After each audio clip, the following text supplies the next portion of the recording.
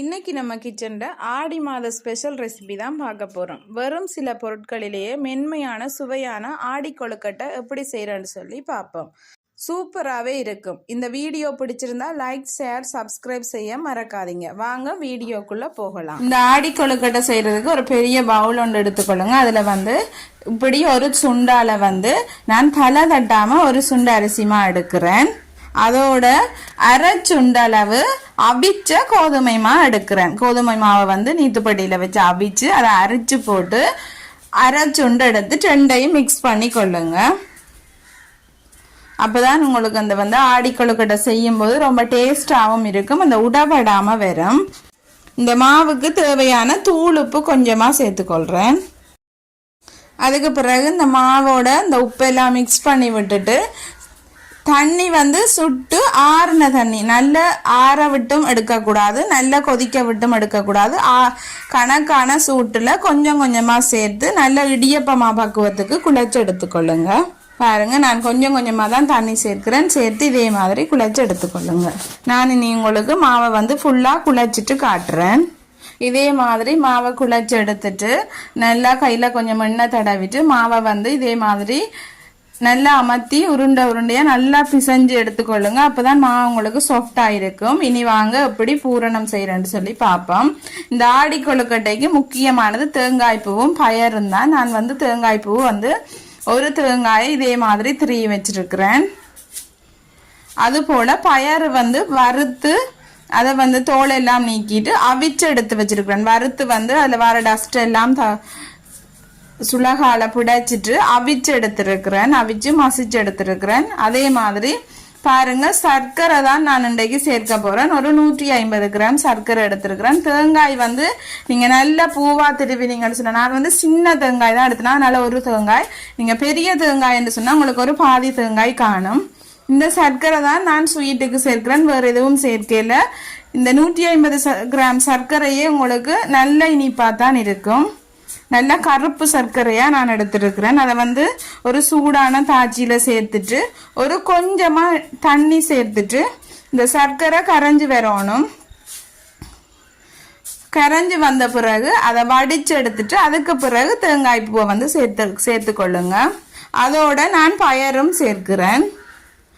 பயர் நீங்க வறுத்துட்டு அவிக்கும் போது உங்களுக்கு நல்லா அவிஞ்சு வரும். அதுல தண்ணி இல்லாம நல்லா மசிச்சு எடுத்துட்டு தண்ணி இல்லாம சேர்த்து கொள்ளுங்க. இந்த பயறு, சர்க்கரை, தேங்காய் பூ எல்லாம் நல்லா மிக்ஸ் ஆகி உங்களுக்கு எந்த ஒரு ஈரப்பதமும் இல்லாம நல்ல அல்வா பதத்துக்கு வரணும். அந்த அளவுக்கு நல்லா மிக்ஸ் பண்ணி எடுத்துக்கொள்ளுங்க. இதுல நான் கொஞ்சமா உப்பு சேர்க்கிறேன். என்றால் அப்பதான் ஸ்வீட்டை எடுத்து கொடுக்குற மாதிரி இருக்கும், அதனால உப்பு கொஞ்சமா சேர்க்கிறேன்.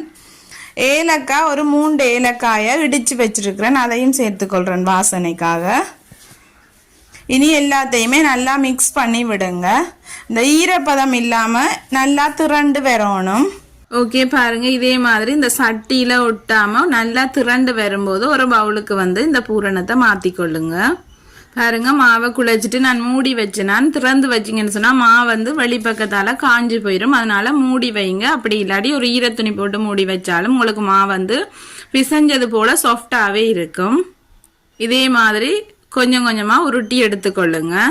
இதே மாதிரி உருட்டி எடுத்துட்டு உங்களோட கையில வச்சு 2 பெருவிரலாலையும் இதே மாதிரி இந்த ஓரங்களை அமர்த்தி கொண்டு வரும்போது உங்களுக்கு நல்ல ரவுண்ட் ஷேப்ல வரும்.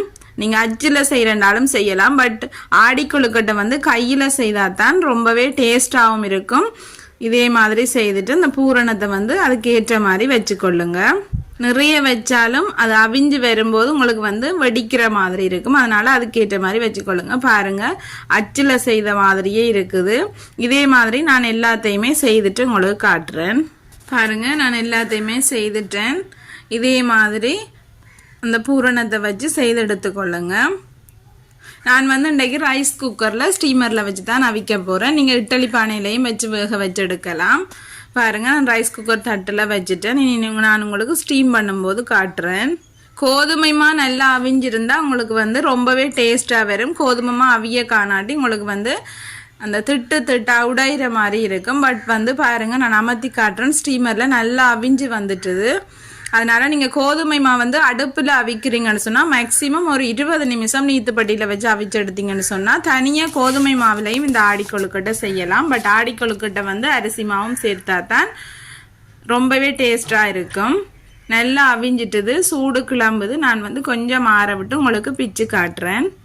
பயர் எல்லாம் பிள்ளைகள் நார்மலாக அவிச்சு கொடுத்தா சாப்பிட மாட்டாங்க. இதே மாதிரி நல்லா அவிச்சிட்டு மசிச்சு இப்படி பூரணமாக ரெடி பண்ணி கொழுக்கட்டை மாதிரி செய்து கொடுத்தீங்கன்னு சொன்னால் விரும்பி சாப்பிடுவாங்க. கிட்ஸுக்கு ரொம்பவே பிடிச்ச ஒரு ஸ்வீட் ரெசிபி. கண்டிப்பாக வீட்டில் ட்ரை பண்ணி பாருங்கள்.